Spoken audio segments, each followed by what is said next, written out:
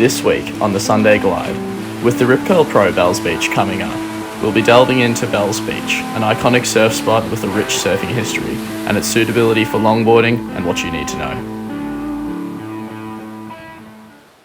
Just before we get into the edit today, I just wanted to let everyone know that I'll be running a new segment called Tip Time at the end of this video. I'm planning on doing this for the coming weeks as well, where we'll be running through a bunch of questions from the comments from the last video.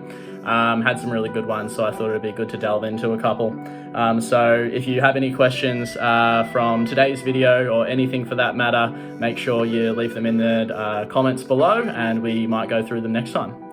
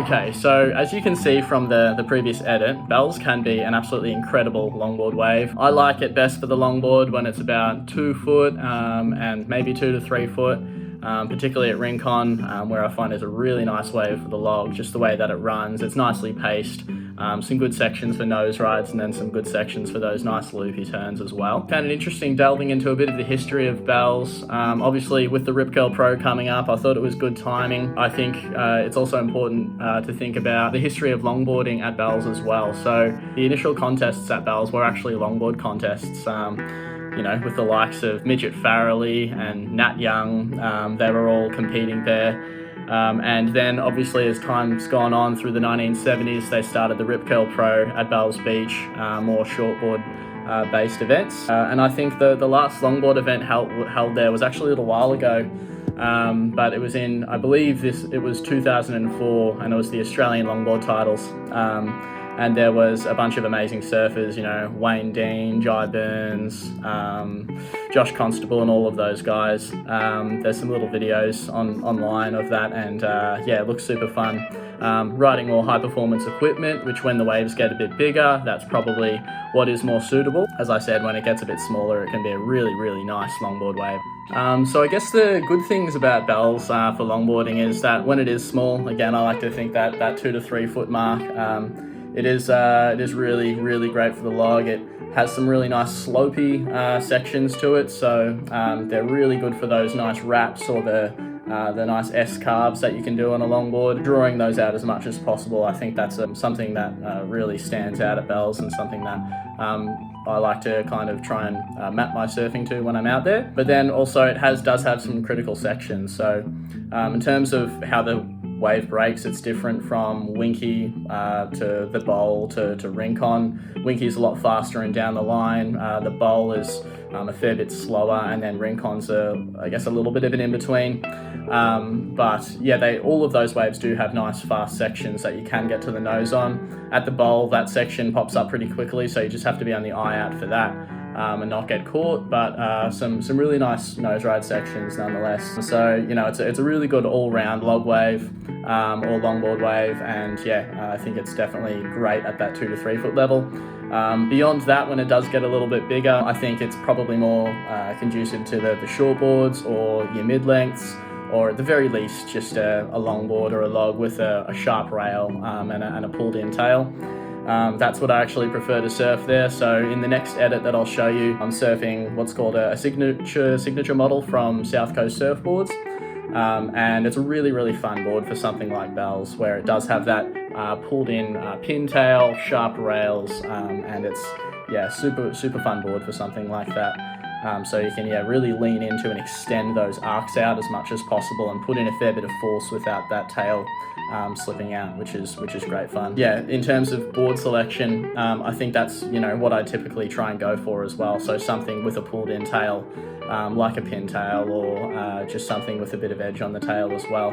And then when it gets bigger, taking out the mid-lengths, the high-performance short boards, your 20s and stuff like that, I think is a great idea as well, because Bell's is a more high-performance wave, and it can be super fun on that equipment as well. All right, so here's a little bit of an edit of me surfing some of a wave in particular around Bell's. So we've got really lucky for the amount of waves we have around this area. Some great longboard waves, but this is a reef break close to Bell's, and it's a board that I really think is conducive to those slopier, wallier waves that I would find at Bell's and places around that area. So at the end of this as well, as I said, I'm going to be doing the Q&A tip time, then we'll wrap up the video.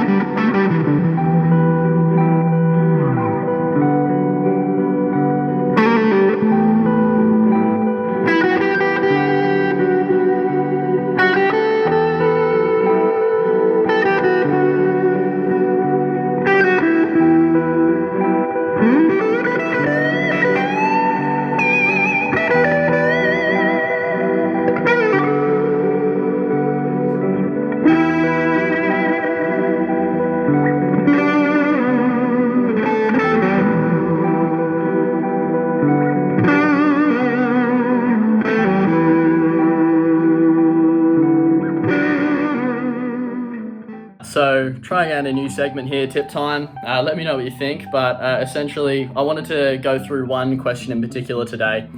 So Rowan asked last video whether you need to place your weight on the inside rail whilst you're cross-stepping to the nose the whole time. Or whether you don't do that. So it's a little bit depending on the section that you're on, but the way I like to think about it is trying to make yourself as steady as possible before we make that cross step to the nose. So what that will involve is making sure that we have centered the board, so it's nice and flat on the wave.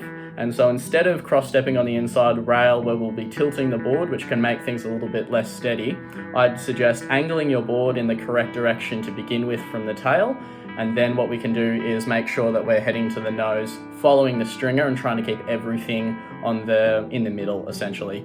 I think you'll find that everything will be a lot more balanced, and you'll be able to take your time as well, because you will feel more balanced, rather than feeling rushed, and it's just a little bit more tricky to manage that weight on the inside rail as you're cross-stepping.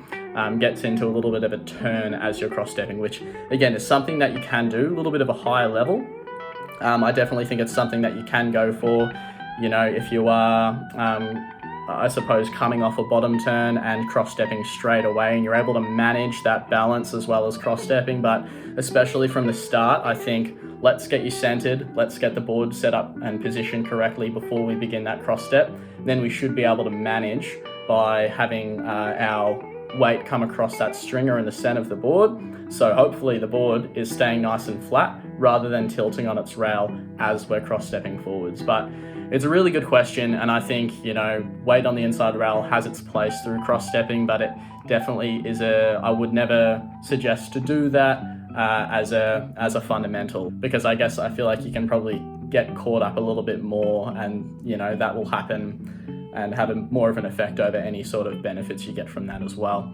But it's like nose riding. You would prefer to be able to stay in the hook and just stay nice and centered on the nose, but sometimes to extend your nose rides, as we spoke about, we do need to place weight on that inside rail whilst you're on the nose, which can be a really, really handy way of extending out those nose rides. This comes a little bit back to that step and reset method that I spoke about last time as well. So making sure we take those first 2 steps, center yourself, bring the back foot back and make sure that the board's nice and stable, and then we can push forwards to the nose. So I like to think about the cross stepping forwards as being as steady and as stable as possible, especially in the early days when we're learning that. But yeah, no, thanks for the question, Rowan. And if you guys have any other questions that you think would be interesting to run through next time, I'm all ears. Drop them in the comment section below, and we can go through those next time. I think this will be a fun little segment to run through, which I know I'll get a fair bit out of, and hopefully you guys can learn from as well. So that's it for today's edit. Hope you guys enjoyed it. We'll see you in the next one.